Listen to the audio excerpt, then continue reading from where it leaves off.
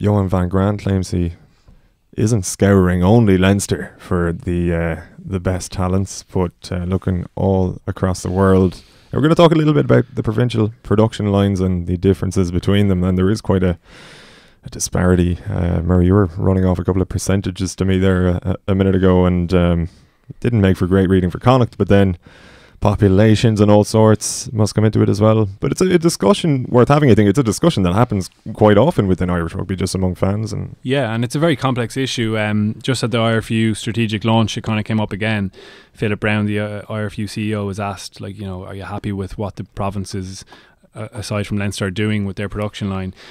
He cited that the 50% of the rugby population and 50% of the entire population is based in Leinster. He acknowledged that Munster and Ulster can do a better job, but he says it's very different in those two provinces without that big population. He said Connacht are doing great work actually, and he said it's different in Munster. There's not as many schools. It's more club based, so each province is slightly different. The quote is, "If you're asking me, are we getting enough from all four provinces? The answer is probably not." And I include Leinster in that. We can be better across all four provinces. We just went through each of the squads just to look at actually how many guys in each of the senior squads listed on their websites are either born or schooled in that province, so come through the system. And the percentages, Munster was 59% of their 49-man squad. In Ulster, it's 50% Ulster produced players. Connacht were down at 31%. I guess we'll come back to that. There are a number of different reasons there, and population is probably one of them. And then Leinster up at 81% of their 44-man squad they've listed on their website. Just in the academies again, the numbers wise, Munster have 20. 4 of those guys are outside Munster. In Ulster, there's 18 listed in their academy. Connacht, they have around 20 as well, and Leinster are 19 with just 1 from outside the academy, and Aaron O'Sullivan, who came over from Wasp. So they're the raw numbers, but there are so many different parts to this. You look at Connacht, like, it's not like they're picking off youngsters and take them away from Leinster. A lot of the guys, someone like Ní Addy Lochan, who wasn't on the Leinster radar, Matt Healy, who was playing IL with Lansdowne, they did the same, and made careers there, which is a really important part of Irish rugby. I would hate that we would lose that.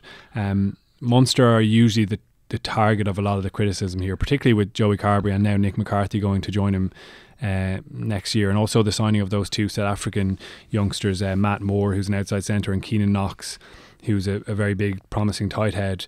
David Newsford, the performance director, was actually asked about that, and he said he didn't think it was a sign that the Munster Academy was failing in what it's doing. He said, what did he say? "I suggest that it means there was an opportunity for 2 young boys who wanted to come to Ireland. They're good rugby players, and we've housed them in a system that will allow them to be the best they can be." So he's happy enough with that for the time being.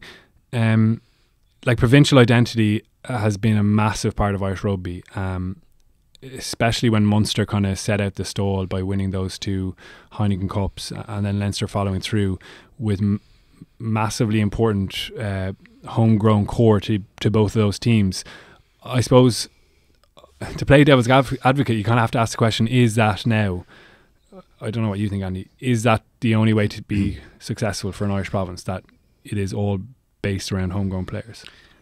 Well, I think it's a huge advantage that we've got, but I think provincial identity is a bit defunct. I think with you hear like the guys on BT Sport and Sky, and they were the first people I ever heard refer to Irish provinces as clubs. So the club side Leinster, and club sides were Young Munster, Shannon, Cork, Con, to all of us. That's where your clubs were, and the provincial identity was very much along the lines of state of origin over in Australia, but that has eroded over time for very normal reasons: professionalism, money, players wanting opportunities, and it's not so long ago, like my first captain in Leinster was Liam Tolan from Limerick, and when Munster was a more vibrant rugby hotbed at the time than Leinster was, Leinster were picking off guys from Munster to come up and try and instill a culture and an ethos into Leinster rugby that was missing. So I don't think Leinster can be overly critical. I get Leo Cullen being really frustrated when guys like Nick McCarthy apparently get picked off, but like Nick probably has ambitions to push on. He's a really valuable player in Leo's greater squad, but he's not their most valuable player. So for Leo, okay, it's great to have a guy who's come through the academy to, and Leinster are going to keep growing this because of population, because of private schools. But ultimately, I think the idea that homegrown players is a huge advantage, but I think transition between provinces, or now what we call clubs, is really important. And I think it's just being a victim of your own success for Leinster to an extent, that they're going to lose people.